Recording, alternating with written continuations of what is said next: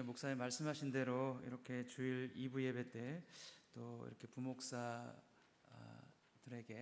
설교의 기회를 주셔서 진심으로 감사를 드립니다.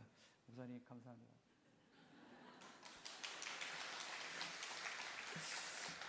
네, 오늘 이 본문을 통해서 인간의 실패 하나님의 성공이란 제목으로 같이 은혜를 나누도록 하겠습니다. 우리가 같이 읽은 오늘 이 본문을 보게 되면 죽을 수밖에 없는 처지에 나온 모자가 나옵니다. 누구냐면 하갈과 이스마엘입니다. 그러면 과연 하갈과 이스마엘은 왜 이런 죽을 수밖에 없는 이 자리에 있게 됐을까? 이게 하갈의 잘못일까? 이스마엘의 잘못일까? 이 모자는 왜 이런 상황에 처하게 됐을까? 그런데 가만히 성경을 들여다보면 이것이 하갈과 이스마엘의 잘못만은 아닌 것 같습니다. 이것은 아브라함 가정의 총체적인 허물과 죄 때문에 이렇게 됐다고 보여집니다. 여러분, 죄라고 하는 것은 얼마나 집요한지 하나님의 약속에 있는 현장까지 죄는 파고 들어갑니다. 그래서 그곳에서도 하나님의 약속이 이루어지지 못하도록 막고 방해하는 것이 무엇이냐? 그것이 바로 죄라고 하는 거죠. 하나님의 약속은 아브라함과 사라를 통해서 후사를 얻게 되고 또 그 후사를 얻게 되면 그 후사를 통해서 예수 그리스도가 이 땅에 오게 해서 많은 영혼을 구원하는 것이 하나님의 계획이고 약속입니다. 그런데 죄는 그것을 무너뜨리려고 한다고 하는 거죠. 하나님께서 아브라함에게 분명히 나는 너를 통해서 또 사라를 통해서 아들을 줄 것이다 라고 약속하셨습니다. 아브라함이 처음엔 잘 믿었죠. 그 약속을 주었을 때 아브라함이 아멘하고 받았습니다. 그러나 시간이 지나갈 때 믿음이 연약해지니까 그런 얘기를 하나님께 하죠. 하나님, 내 후사는 사라를 통해서 날 아들이 아니라 우리 집에서 키운 종 엘리에셀이 내 후사가 될 것 같습니다. 이렇게 믿음이 약해졌어요. 만약 그렇게 아브라함이 믿음이 약해졌다고 하면 아브라함의 아내 사라는 어떻게 해야 할까요? 아브라함에게 어떤 격려를 주어야 할까요? 여보, 우리 힘내자. 하나님을 끝까지 믿어야지. 당신과 나를 통해서 후사를 주기로 했으니까 우리 힘을 냅시다. 이렇게 해야 되는데 성경을 보니까 사라의 믿음도 약해져요. 하나님의 계획은 분명히 사라를 통해서 아들을 주시는 것이 약속이고 그 아들을 통해서 계속해서 나중에는 예수 그리스도가 오게 하는 게 하나님의 방법이라 이겁니다. 아브라함의 믿음이 약해지고 거기서 사라의 믿음까지 약해지니까 이제 거기서 나오는 게 무엇이냐면 인간의 방법입니다. 인간의 방법이 나오는 거예요. 그 인간의 방법이 무엇이냐면 사라가 자기의 여종을 아브라함에게 주는 것입니다. 그래, 굳이 내가 이렇게 자녀를 못 낳는데 하나님의 약속이라고 하면 굳이 나를 통해서 아들을 낳을 필요가 있을까? 아브라함의 씨만, 내 남편의 씨만 있으면 되는 것 아닌가? 이런 인간적인 생각과 방법이 자기에게 찾아왔다 이거예요. 그래서 창세기 16장 2절에 보니까 이렇게 말씀합니다. 창세기 16장 2절에 보니까 사레가 아브라함에게 이르되 여호와께서 내 출산을 허락하지 아니하셨으니 원하건대 내 여종에게 들어가라. 내가 그로 말미암아 자녀를 얻을까 하노라 하며 아브라함이 사레의 말을 들으리라. 이렇게 말합니다. 여러분, 사라가 여종 하갈을 아브라함에게 주려고 하면 그러면 아브라함은 어떻게 해야 합니까? 덥석 하갈을 취해야 할까요? 아브라함이 사라에게 이렇게 얘기해야 되지 않습니까? 여보, 이건 아니지. 하나님이 당신을 통해서 아들을 주시겠다고 했는데 그것이 분명히 하나님의 약속이지 않소? 이러면 안 됩니다. 우리 하나님의 약속을 믿고 좀 나아갑시다. 이렇게 말해야 되는데 아브라함이 그렇게 말했나요? 아니죠. 하갈이 보니까 이집트 여인이고 아마 분명히 성경에 그 나이가 나와 있지는 않았지만 젊은 여인이었을 것입니다. 그래야지 아이를 낳고 그것을 후사로 삼을 수 있지 않겠습니까? 결국 아브라함은 사라의 말을 들어버립니다. 그러니까 사라가 가진 이게 하나님의 약속이 더디다고 해서 하나님의 응답이 더디다고 해서 그 응답을 자기의 인간적인 방법으로 취해 보려고 했고, 그래서 이 하갈을 아브라함에게 주었던 이 사라의 행동이 아브라함 가정에 불행의 불씨가 되었다고 하는 것입니다. 우리가 오늘 이 본문을 보면서 이런 교훈을 우리는 얻을 수 있을 것 같아요. 여러분들에게 때로는 하나님의 응답이 더디더라도 말씀대로 기다리라는 것입니다. 할렐루야. 응답이 더뎌도 말씀대로 기다려야 합니다. 내 눈에 길이 안 보이고 내 눈에 문이 안 열리고 그래서 내 길이 열리지 않는다 그래서 내 인간적인 방법을 동원하면 안 된다고 하는 것입니다. 여러분, 신자에게 있어서 실패라고 하는 것은 다른 것이 실패가 아닙니다. 길이 안 보인다고 해가지고 내 방법대로 내 뜻대로 하는 것이 실패인 것입니다. 하나님께서는 침묵하시는 것 같고 아들을 주시지 않는 것 같고 오랫동안 아무 말도 없으신 것 같지만 그럼에도 불구하고 하나님은 다 지금 보고 계십니다. 그러므로 내 육신의 방법을 동원하면 안 된다고 하는 거죠. 아브라함은 사라가 이렇게 제안하니까 이 제안이 나빠 보이지가 않아요. 영적 분별력이 지금 많이 약해진 겁니다. 그래서 하갈을 취해요. 하갈을 취하게 되어서 이 하갈이 이스마엘을 임신했습니다. 그렇다면 여러분, 하갈은 이제 어떻게 살아야 할까요? 아브라함의 씨를 통해서 뱃속에 아이를 잉태했어요. 하갈의 입장에서는 이제 나에게 이런 시간과 기회를 주신 사라를 존중해야 합니다. 그죠? 그리고 사라를 섬겨야 합니다. 근데 하갈은 사라를 어떻게 대우합니까? 창세기 16장 4절 말씀에 보면 이렇게 말씀하고 있습니다. 같이 한번 읽어볼까요? 시작. 아브라함이 하갈과 동침하였더니 하갈이 임신하매 그가 자기의 임신함을 알고 그의 여주인을 멸시한지라. 여러분, 이건 하갈의 이렇게 입장이 아니라고 하는 거예요. 하갈이 임신을 하게 되자 어떻게 됐어요? 교만해졌습니다. 자신의 지위와 자신의 위치와 자신의 자리를 망각했다 이거예요. 여러분이 옛날 우리나라 고전 드라마를 보면 이 집안에 본처가 있는데 이 남자가 외부에서 여자를 데리고 옵니다. 근데 이 본처가 아이를 못 낳아요. 근데 외부에서 데리고 온 여자가 임신을 하게 되면 어떤 일이 벌어지죠? 이게 역전이 되죠. 그래서 외부에서 데리고 온 여자가 본처에게 어떻게 말합니까? 아이도 못 낳는 것이 안주인이라고. 그러면서 그러지 않습니까? 그러면서 그것이 그 외부에서 데리고 온 여자가 안주인을 무시하고 멸시하고 그런 일이 벌어진다 이거예요. 여러분, 하갈은 이러면 안 됩니다. 자기의 지위를 지금 입장을 망각한 거예요. 교만해진 거예요. 자기가 지금 아이를 가졌다고 해서 아브라함의 아이를 가졌다고 해서 교만해집니다. 자, 일이 이렇게 되니까 사라는 또 어떻게 합니까? 사라가 가만히 있나요? 사라가 화가 나죠. 열불이 나죠. 그러니까 어떻게 해요? 아브라함에게 바가지를 긁습니다. 아브라함의 바가지를 긁어요.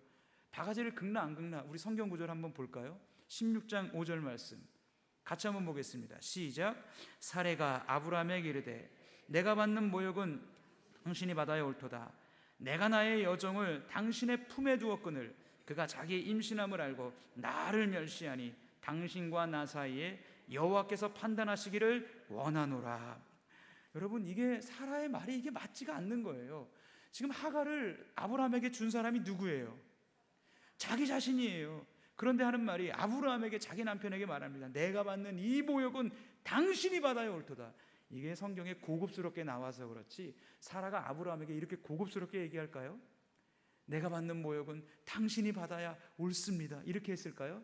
아니면 내가 받는 모욕은 당신이 받아야지 이렇게 했을까요?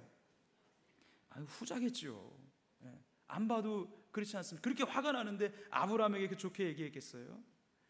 저 여자가 지금 하갈이 나를 멸시하는데 이거에 대해서 이 모욕은 당신이 받아야 된다고. 당신이 하갈을 취해서 임신해가지고 내가 지금 이 모욕을 듣고 있지 않냐고. 이게 말이 안 된다는 거예요. 여자가 무서워요, 여러분. 성경에 보면 대체적으로 여자들이 웬만하면 다 무서워요. 욥의 아내가 무섭고 아브라함의 아내가 무섭고 많이 나옵니다. 그래서 남편들은 좀 조심하셔야 돼요. 자, 그러니까 보십시오. 이 가정에 지금 이 하갈과 이스마엘이 이런 위치, 이런 죽을 자리에 처해진 것, 광야에서 이제 물이 없고 먹을 것이 없고 죽을 시간만을 기다리는 이 모습이 된 것, 이게 누구의 잘못입니까? 이게 하갈의 잘못입니까? 이스마엘의 잘못입니까? 이게 모두 다 잘못이라 이거예요. 아브라함의 잘못이고 사라의 잘못이고 하갈의 잘못이고 뒤를 가면 이스마엘의 잘못입니다. 아브라함도 문제가 많죠. 아브라함의 믿음이 원숙해진 것은 창세기 22장에 가서 원숙해지는 겁니다. 그동안에 많은 실패가 있어요. 많은 실수가 있어요. 많은 허물이 있어요. 저와 여러분들과 비슷합니다.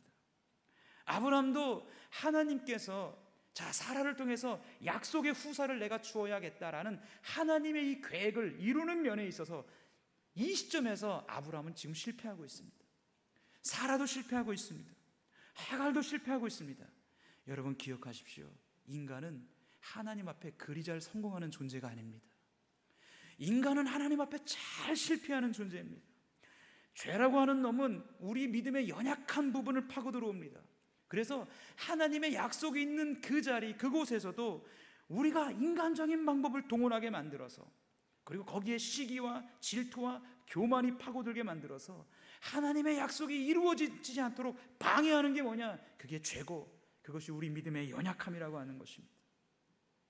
여러분, 사라가 아브라함에게 얼마나 바가지를 긁던지 아브라함이 사라에게 이렇게 말합니다. 창세기 16장 6절에 아브라함이 사라에게 이르되 당신의 여종은 당신의 수중에 있으니 당신의 눈에 좋을 대로 그에게 행하라 하며 사라가 하갈을 학대하였더니 하갈이 사라 앞에서 도망하였더라. 아브라함이 바가지를 얼마나 긁혔던지 이렇게 말해요. 당신의 여종입니다. 당신의 수중에 있습니다. 당신의 눈에 좋을 대로 하십시오. 그랬더니 사라가 하갈을 학대해요. 여러분, 하갈은 사라를 멸시하고 사라는 하갈을 학대하고, 그래서 하갈을 바깥으로 쫓아내버리고 아브라함은 그것을 방관하고. 여러분, 이런 집을 뭐라 그래요? 우리는 옛날 말로 콩머시기라고 하죠. 여러분, 성경에 나와 있는 이 인물들이 여러분과 저의 모습과 비슷합니다. 그렇게 대단한 인물들이 아니에요. 여러분, 이런 실패가 있음에도 불구하고 하나님이 하갈에게 나타나요. 광야에서 방황하고 있는 하갈에게 나타나서 너 돌아가서 네 여주인에게 복종해라.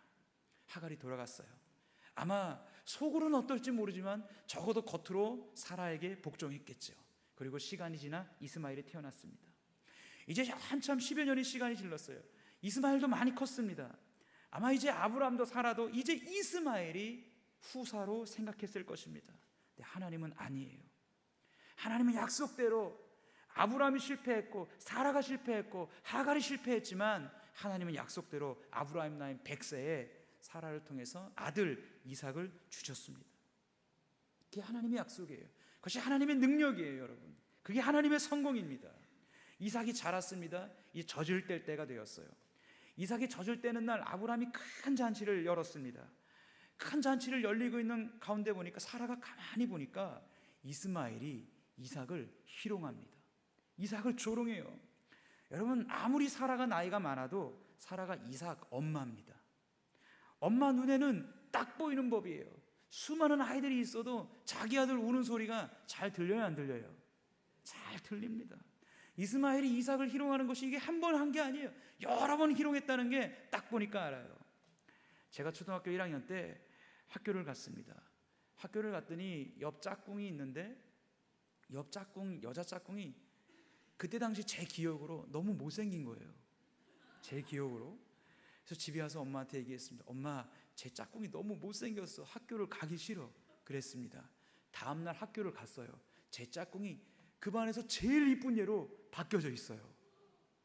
어떻게 된 걸까요? 둘 중에 하나죠. 저희 엄마가 전화를 했든지 저희 엄마가 학교에 찾아갔든지 둘 중에 하나인 거예요. 그러지 않고서는 하루아침에 짝꿍이 이쁜 애로 바뀔 리가 없는 거예요. 여러분, 엄마는 그렇습니다. 엄마는 자식을 위해서 다 해주는 거예요. 근데 이스마엘이 이삭을 조롱하고 놀리니까 여러분 열불이 나는 거예요. 예? 자기 동생을 돌보주지는 못할 망정 이삭을 조롱해. 그래서 그렇게 조롱받는 이삭을 보면서 이 사라가 또 취한 행동이 무엇입니까? 아브라함에게 바가지를 또 긁는 것입니다. 창세기 21장 10절에 보니까 이렇게 되어 있습니다. 같이 한번 읽어볼까요? 시작. 그가 아브라함에게 이르되 이 여종과 그 아들을 내쫓으라. 이 종의 아들은 내 아들 이삭과 함께 기업을 얻지 못하리라. 이게 이스마엘이 아브라함 입장에서는 자기 자식이지만 사라 입장에서는 이건 자기 자식도 아니에요. 그러니까 화가 나서 이 이스마엘은 내 아들 이삭과 함께 기업을 얻지 못합니다. 남편에게 말하는 거죠. 이 여종과 그 아들을 내쫓으세요. 그러면서 아브라함을 또 달달 볶기 시작하는 거예요.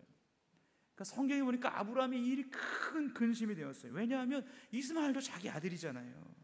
하나님이 아브라함에게 말씀하시는 거예요. 하갈과 이스마엘을 내어보내라.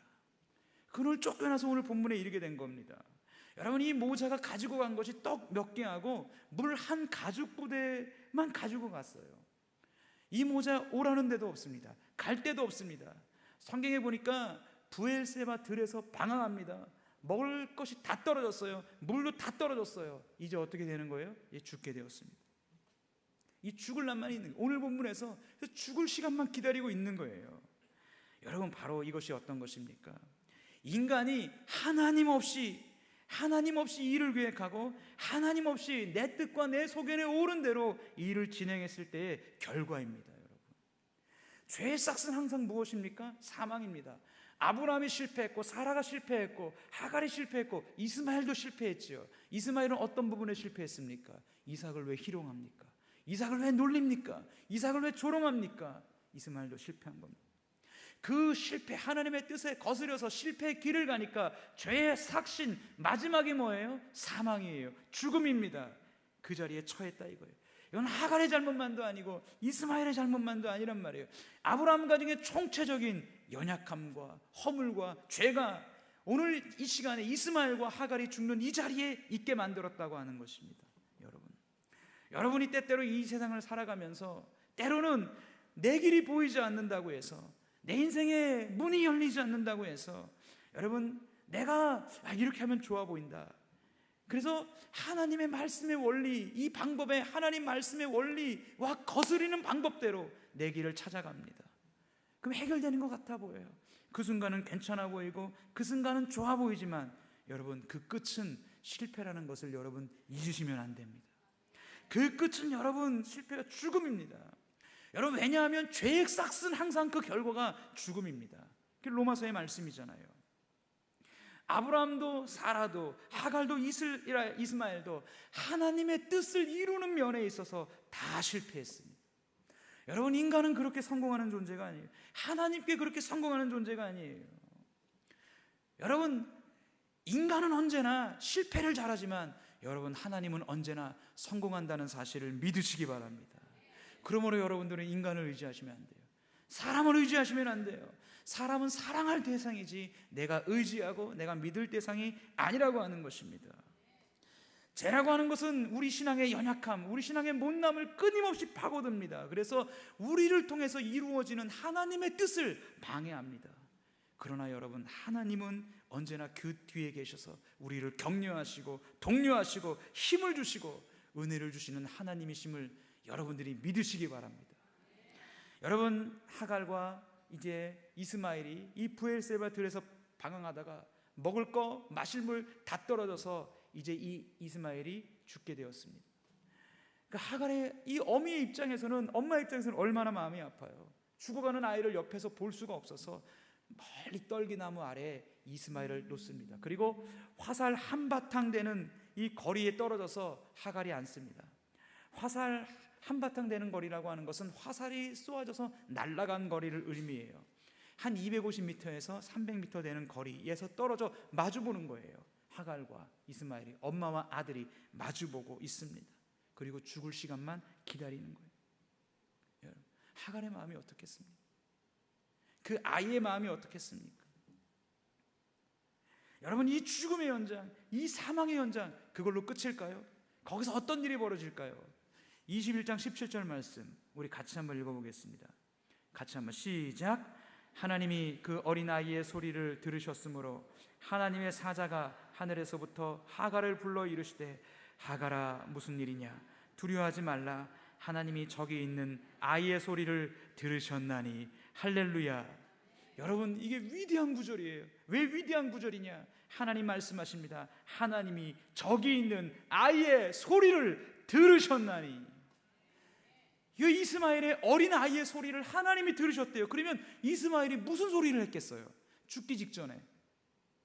여러분, 이거를 다른 말로 우린 두 글자로 얘기합니다. 뭐죠? 이게 기도입니다. 여러분, 이게 기도입니다.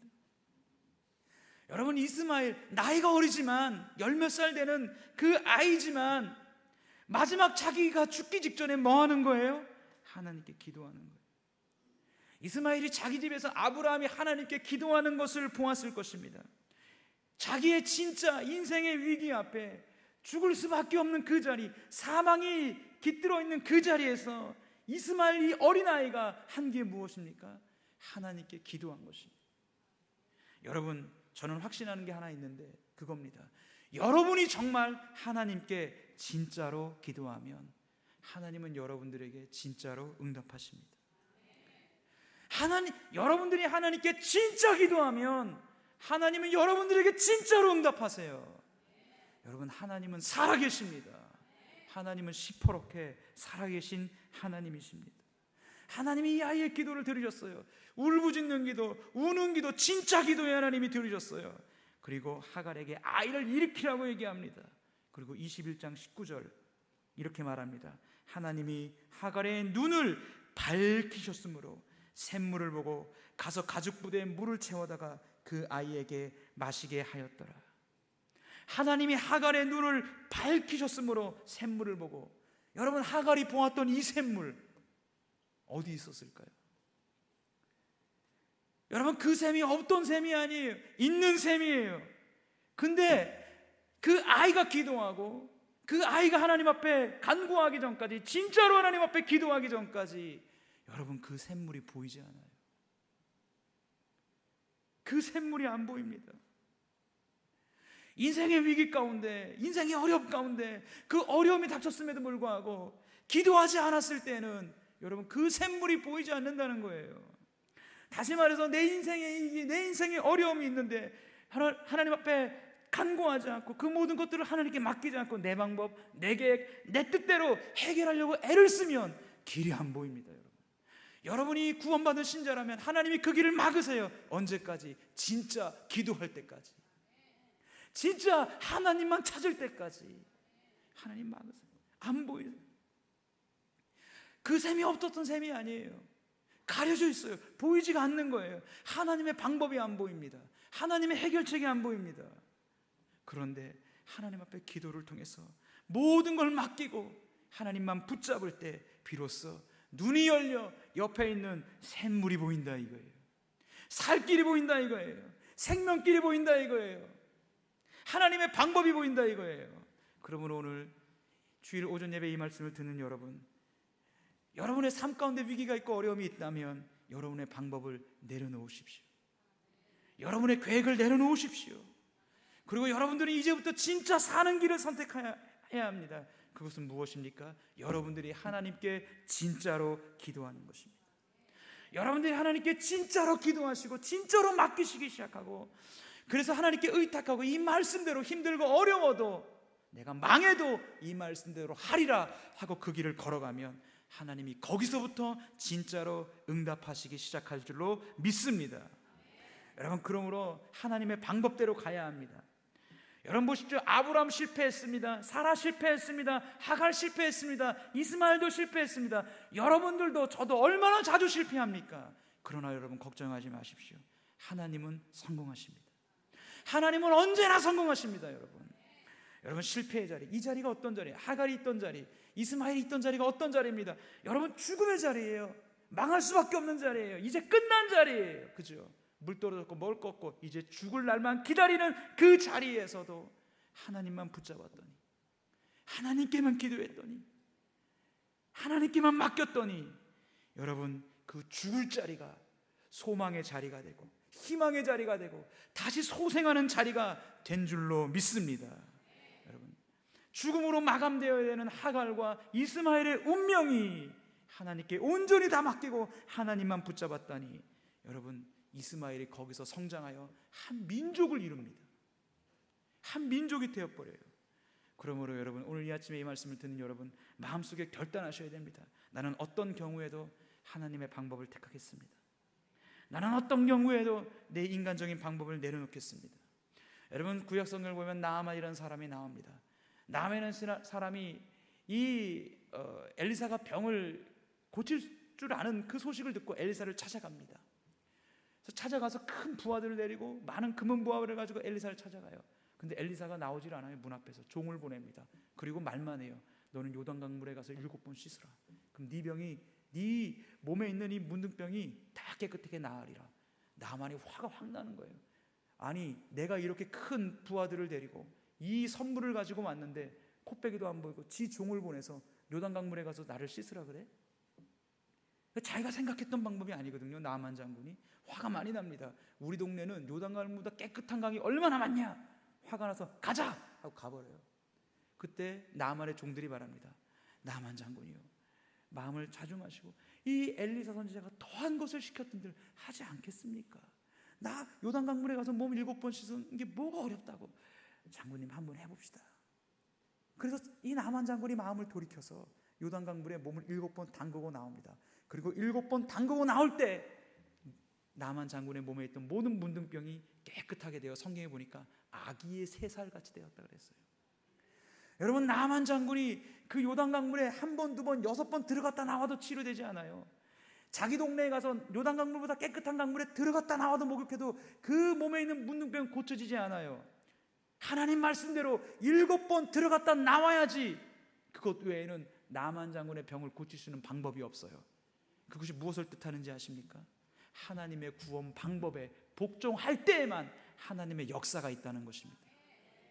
여러분, 다른 길이 없습니다. 여러분의 인생이 정말로 하나님의 은혜 가운데 인도받고 하나님의 능력의 손 가운데 붙들기를 원한다면 하나님의 인도하시는 이 말씀의 방법에 순종하는 것 외에는 없습니다. 이스마엘은 그 길을 따라간 것이고 하나님이 그를 살려준 것이고 그를 일으켜 주어서 망할 수밖에 없는 자리, 죽을 수밖에 없는 자리, 죽음이 깃든 그 자리가 생명의 자리가 되고 이스마엘은 한 민족을 이루는 놀라운 역사가 일어난 것입니다. 여러분 지금 위기 가운데 있습니까? 어려움 가운데 있습니까? 낙심하지 마십시오. 여러분이 하나님만 붙든다면, 하나님께 정말로 맡기고 진짜로 기도한다면 망할 수밖에 없는 그 자리가 하나님이 일으켜 세워주는 그 자리가 될 것이고 간증하는 인생으로 여러분들이 서시게 될 것입니다. 오늘 이 아침 이 은혜와 이 축복이 여러분 삶 가운데 충만하기를 주의 이름으로 축복합니다. 우리 이 시간 같이